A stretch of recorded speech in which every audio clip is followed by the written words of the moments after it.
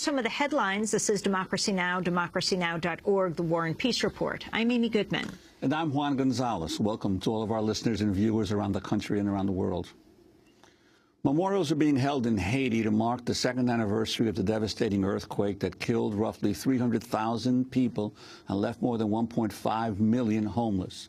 2 years later, the recovery process is just beginning in parts of Haiti. 500,000 people are still living in crowded camps. According to the United Nations, of the $4.5 billion pledged after the earthquake, only about $2.4 billion has been delivered. Only half of the debris littering the capital of Port-au-Prince and its surrounding areas has been cleared. Yesterday, President Michel Martelly led a solemn ceremony that paid homage to the dead at Titanien, a mass burial grave north of Port-au-Prince. Mesdames, Messieurs, aujourd'hui 12 janvier 2012. Ladies and gentlemen, today on January 12, 2012, we are inspired by the passage to the other side of those who died in the tragedy. They inspire us, not to lament them and to cry, but as an example as we manage and build a Haitian habitat and construct in accordance with our nature security, rules and regulations. It is in the spirit that my presidency will lead the reconstruction of our country.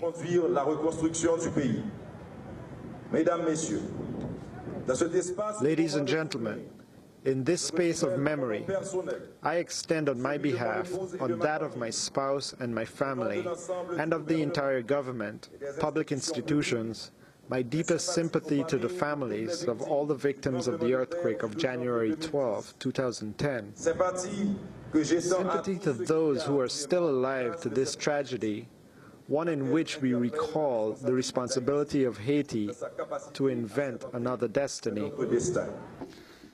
That was President Michel Martelly of Haiti. The United Nations estimates international donors gave Haiti over $1.6 billion in relief and since the earthquake and more than $2 billion in recovery aid over the last 2 years. But critics say little of the funding made it directly to the Haitian people, instead going to international non-governmental organizations and private companies involved in the relief effort. Meanwhile, Haitian residents say entire neighborhoods in Port-au-Prince have been ignored during the recovery process. 2 years after, nothing has been done in the poorest neighborhoods. As a citizen, within the poor neighborhoods, we have found that there was not a policy for housing, and that's why so many people have died.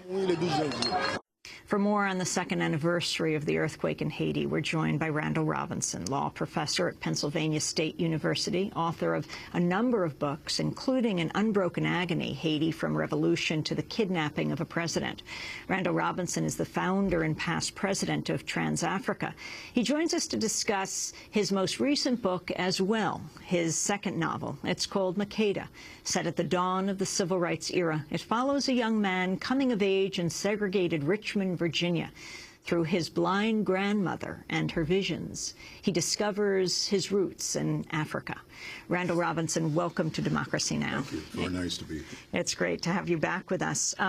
Let's talk first briefly about Haiti and what it faces on the second anniversary. I was with you on the journey back from the Central African Republic when you and Congressmember Maxine Waters and others took a small plane to the Central African Republic to try to retrieve President Aristide after the coup of 2004. It is, 7 years later, a horrific earthquake kills more than 300,000 Haitians, and we hear about the billions that perhaps never made it to the people of Haiti to relieve their suffering. Well, we can't trust what we're being told by official Washington. We have every reason not to. We were on that plane to the Central African Republic to rescue the Aristides because the president and his wife had been abducted by American Army personnel, and taken there against their will.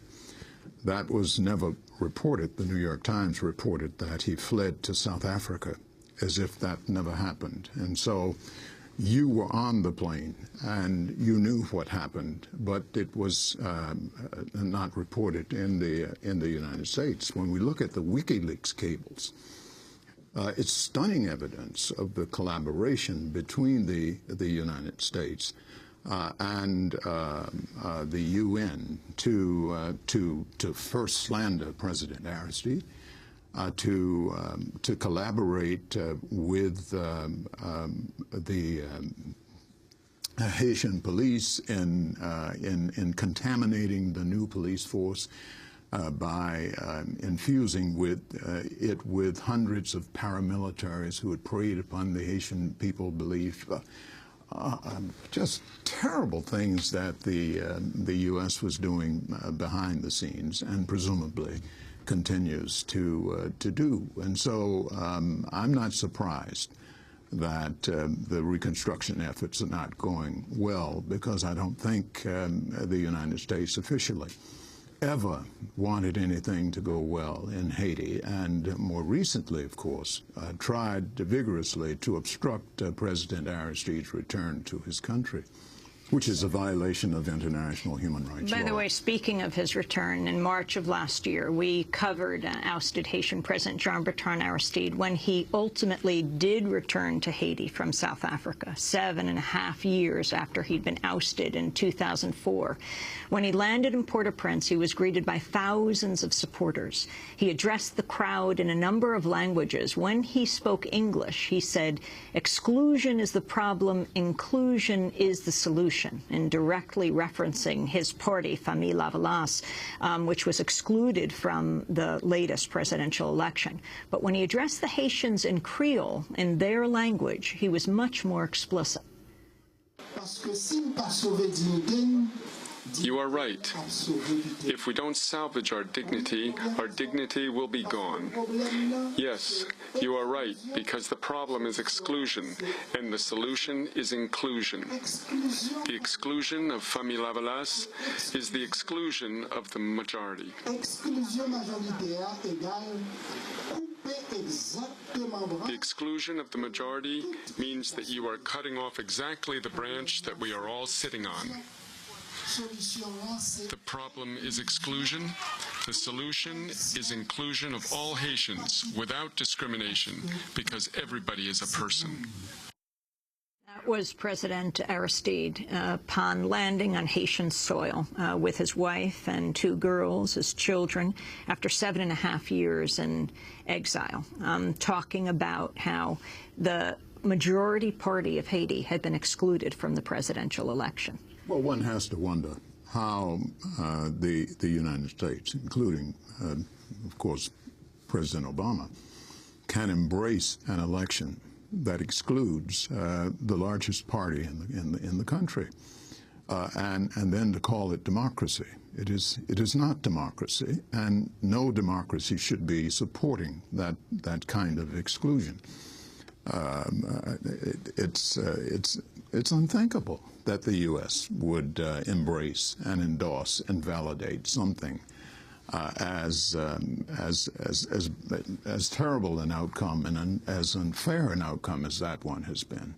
What do you make of this long history now of the United States, on the one hand, seeking to want to meddle and control the political life of Haiti, at the same time that you hear our leaders here complaining about how Haiti is always having instability and poverty, and that all the United States can do is provide assistance or humanitarian assistance, but yet this long history of insistence on meddling in the affairs of the Haitian people. Gone on for 200 years.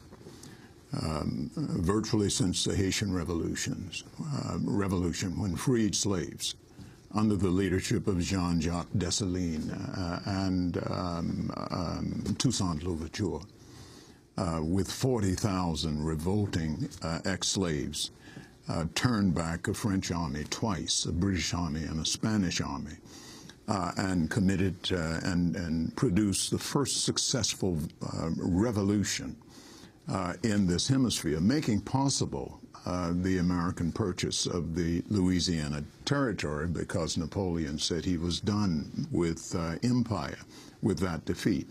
But it was humiliating to the West. It was humiliating to Europe. It was humiliating to Thomas Jefferson and George Washington, and it is something that has stayed in the American craw. These people fought and died for their freedom, and we did everything possible to suppress it, and that has been an unrelieved, implacable American opposition for 200 years since. What we have done to Haiti is unforgivable.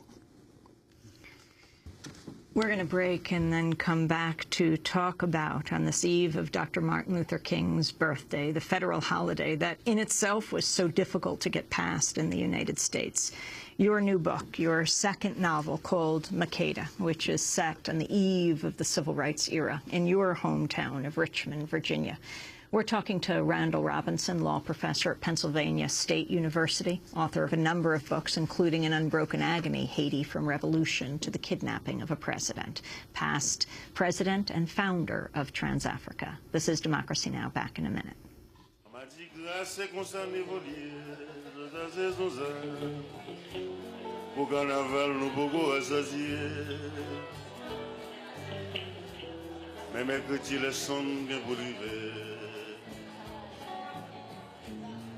En patrie, nous passer dans papier.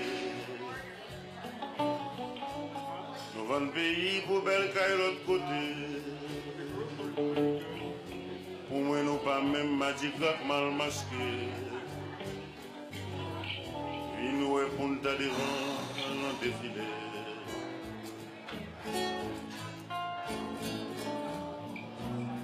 Port-au-Prince à la côte entendez. Magigra marché dans Charlene, même musical. Magigra m'a bossé mouillé. Magigra m'a bossé mouillé. C'est la première fois que m'ta poisse arrivé. Magigra va tête nous gratte soublé. Pour le faire me baisser les amboles bien fait. La maillot Mbappé, Mbappé, Mbappé. Mano Charlemagne, folk singer and past mayor of Port-au-Prince, performing at the Tap Tap Bar in Miami, Florida. This is Democracy Now!, democracynow.org, The War and Peace Report. I'm Amy Goodman with Juan Gonzalez as we continue with Randall Robinson on his newest book, his second novel. It's called Makeda, again set at the dawn of the